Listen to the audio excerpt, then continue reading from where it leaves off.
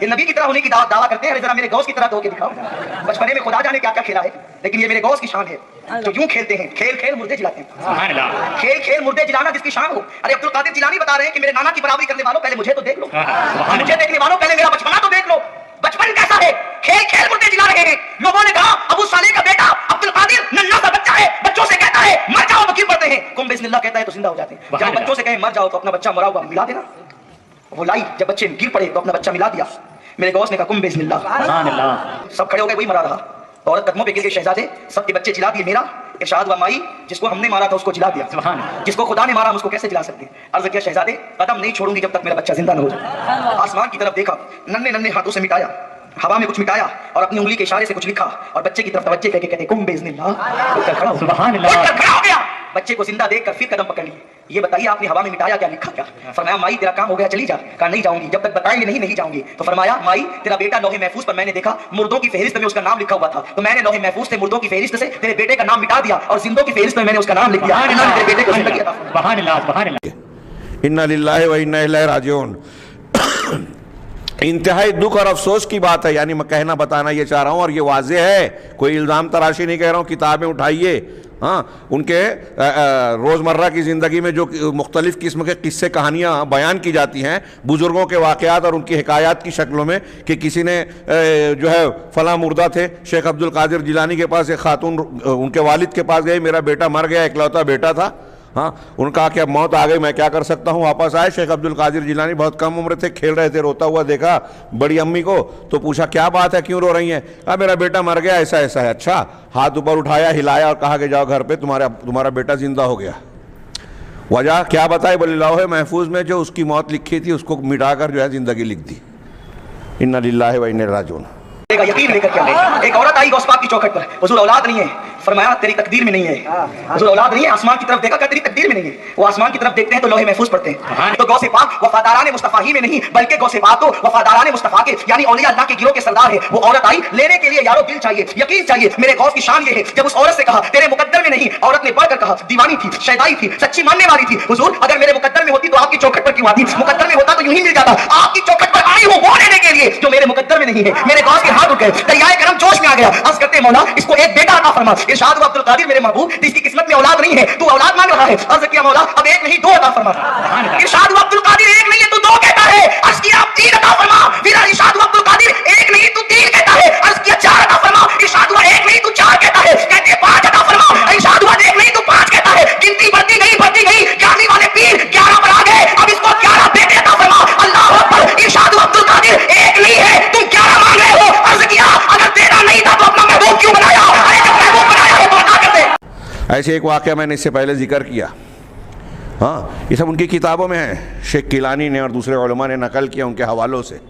ہاں کہ وہ کہتے ہیں ایک خاتون آئی کہ مجھے ایک بھی اولاد نہیں ہے. شیخ عبد القادر جیلانی نے اللہ سے ضد کی کہ اس کو 2 بیٹے دے. کہا ایک بھی نہیں لکھی ہے میں نے، تو 2 بول رہا ہے. کہا 3 دے. ایک نہیں لکھی ہے اب 3 کہہ رہا ہے، 4 دے دے. ضد پکڑ لی، لاڑ کر لیا، ہاں 7 تک پہنچ گئے. 7 اولاد دینی پڑی اللہ رب العالمین کو. اس قسم کے واقعے سے کیا دماغ میں بیٹھا آپ کے اور ہمارے؟ جیسے ایک ضدی قسم کا لڑکا یا کوئی آدمی ہاں اپنے باپ سے اپنے بڑے سے ضد کر کے کوئی چیز منوا لیتا ہے اور لاڈ پیار میں وہ مجبور ہو جاتا ہے باپ کہ میں نہیں مانوں گا تو باپ پریشان کرے گا، ہاں کیا کروں مجبور ہوں چلو ضد پوری کر دیتا ہوں. اس طرح کا معاملہ اللہ رب العالمین سے کوئی کر رہا ہے؟ شیخ عبد القادر جیلانی اور فلاں وما قدر اللہ حق قدرہ. سن لے سب لوگ کہ جو ایسا اس قسم کا عقیدہ رکھتا ہے اس نے اللہ رب العالمین کو جانا ہی نہیں، پہچانا ہی نہیں، اس کی عظمت، کبریائی، تعظیم کو سمجھا ہی نہیں. اللہ کی شان میں انتہائی خطرناک قسم کی گستاخی کر رہا ہے. میں نے اس سے پہلے بارہا بتایا اور قرآن میں جگہ جگہ مضامین ہیں، اٹھا کے دیکھ لیجئے.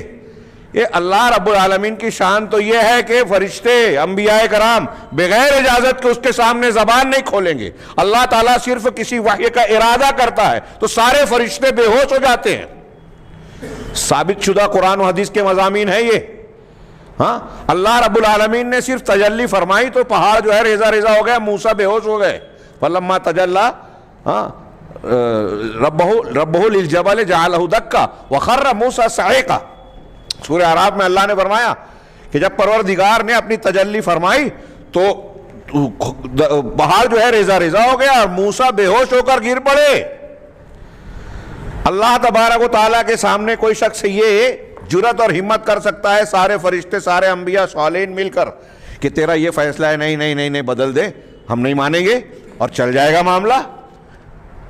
اللہ رب العالمین کا معاملہ تو یہ ہے کہ اس کا جو فیصلہ ہے اس فیصلے کے مطابق اس کی پسند کو جو پسند کرے وہ مومن ہے, اس کی ناپسند کو جو ناپسند کرے وہ مومن ہے. اللہ جو چاہے اگر ہم نہیں چاہیں, اللہ جسے پسند کرے اگر ہم نہیں پسند کریں, اللہ جس سے نفرت کرے ہم اگر اس سے محبت کریں تو ہمارا ایمان نہیں بچے گا, صالحین صالحین نہیں رہیں گے. کوئی یہ کہہ سکتا ہے ابو جہل, کوئی پیر مرید یا بڑے سے بڑا نبی ولی یا فرشتے ابو جہل کو بخشا جائے؟ ابو طالب کو اللہ کے نبی صلی اللہ علیہ وسلم جہنم سے نہیں نکال پائیں گے, قرآن حدیثوں سے واضح طور پر ثابت ہے, صرف رافضی نہیں مانتے اسے.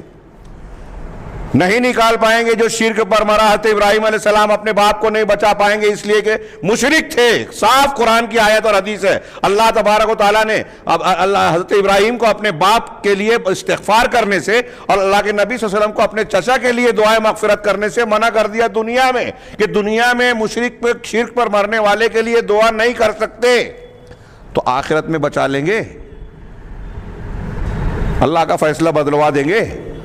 یہ اس قسم کے جو واقعات بیان کرتے ہیں وہ اللہ سے ڈریں, اللہ کو پہچانے, قرآن پڑھیں. قرآن یہ الٹے سیدھے واقعات چھوڑ کر کچھ دن قرآن کا مطالعہ کریں, اس کو ترجمے سے پڑھ لیں, اپنے مولوی صاحب کا ترجمہ پڑھ لیں, اور یہ جانیں کہ اللہ کے اسماء و صفات, اس کی شان و عظمت کیا ہے.